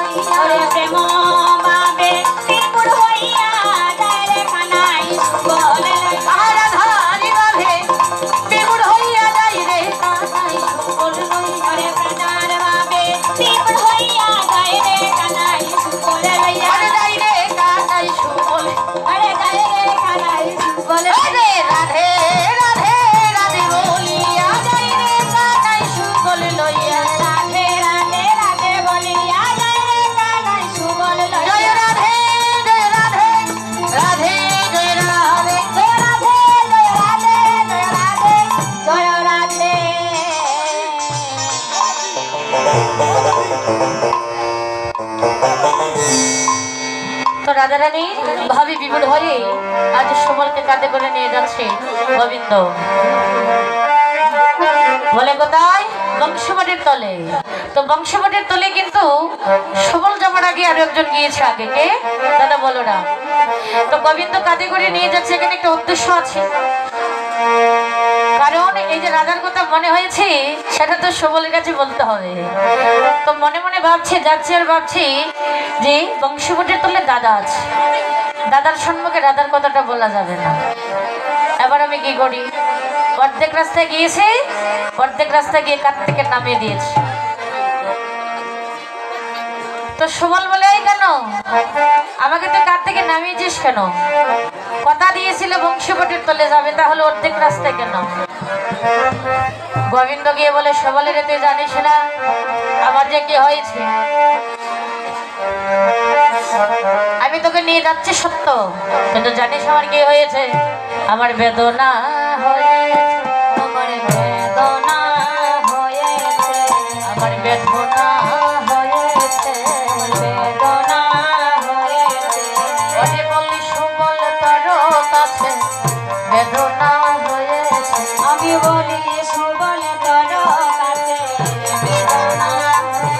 এই কেন বেদনা হয়েছে? কোথায় হয়েছে বল? বলে আমি জানি না। তো জানিস না?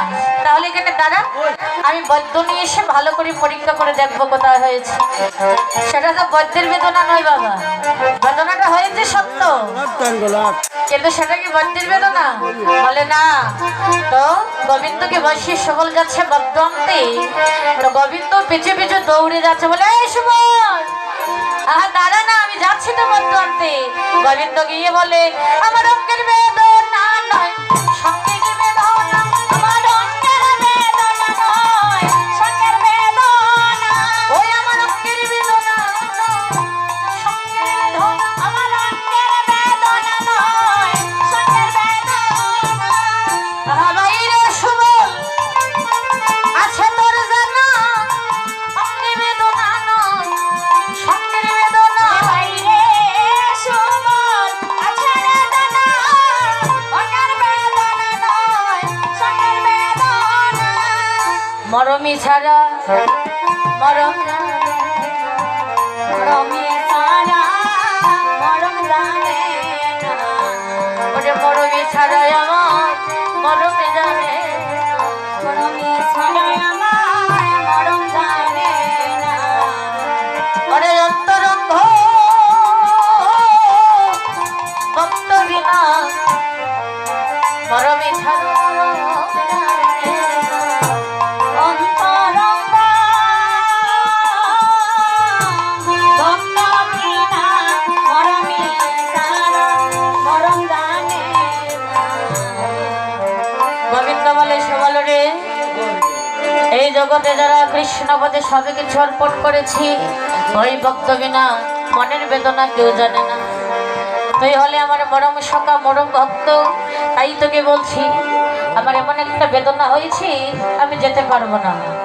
এমন সময় সুবলকে গিয়ে আরো বলছি, সুবল রে, আমার পিপাসা হয়েছে, পিপাসা হয়েছে, আমার পিপাসা হয়েছে, আমার পিপাসা হয়েছে। ওরে বলি সুবল তোর কাছে পিপাসা হয়েছে, ওরে বলি সুবল তোর কাছে পিপাসা হয়েছে, পিপাসা। তো সুবল বলছি কেন?